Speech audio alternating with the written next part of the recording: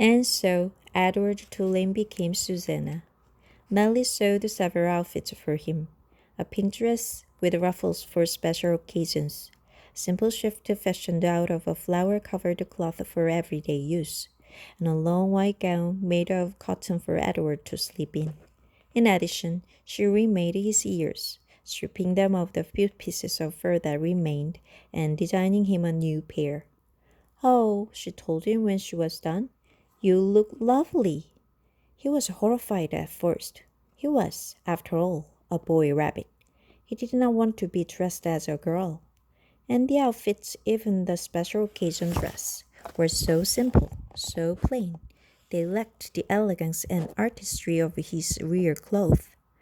But then Edward remembered lying on the ocean floor, the mug in his face, the stars so far away. And he said to himself, "What difference does it make really? Wearing a dress won't hurt me." Besides, life in the little greenhouse with the fisherman and his wife was sweet. Nellie loved to bake, and so she spent her day in the kitchen.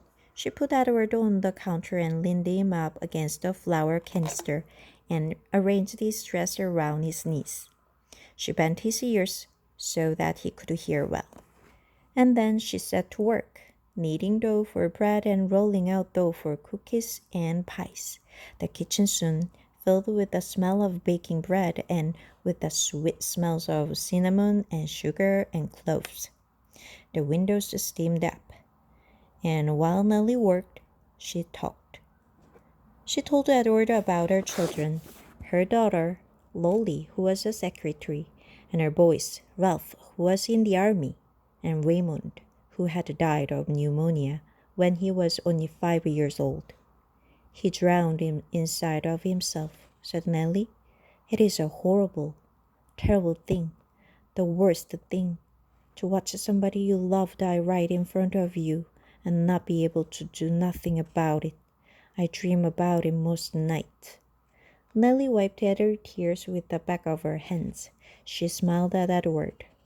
"I suppose you think I'm daft, talking to a toy, but it seems to me that you are listening, Susanna." And Edward was surprised to discover that he was listening. Before, when Evelyn talked to him, everything had seemed so boring, so pointless.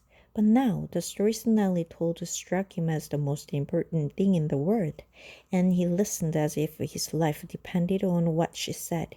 It made him wonder if some of the muck from the ocean floor had gotten inside his china head and damaged him somehow.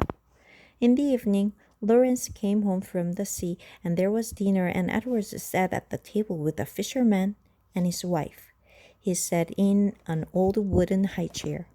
And while at first he was mortified, a high chair, after all, was a chair designed for babies, not for elegant rabbits. He soon became used to it. He liked being up high, looking out over the table instead of staring at the tablecloth as he had at the Tulane household. He liked feeling like a part of the things. Every night after dinner, Lawrence said that he thought he would go out and get some fresh air, and that maybe Susanna would like to come with him. He placed Edward on his shoulder as he had that first night when he walked him through town, bringing him home to Nellie. They went outside, and Lawrence lit his pipe and held Edward there on his shoulder. And if the night was clear, Lawrence said the names of the constellations, one at a time: Andromeda, Pegasus, pointing at them with the stem of his pipe. Edward loved looking up at the stars, and he loved the sounds of the constellation names. They were sweet in his ears. Sometimes, though, staring up at the sky, Edward remembered Pellegrina, so again, her dark and glowing eyes, and a chill would go through him. Warthogs, he would think, witches.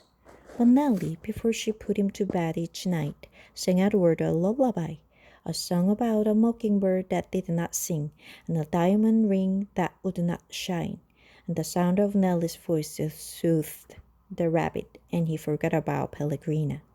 Life for a very long time was sweet, and then Lawrence and Nellie's daughter came for a visit.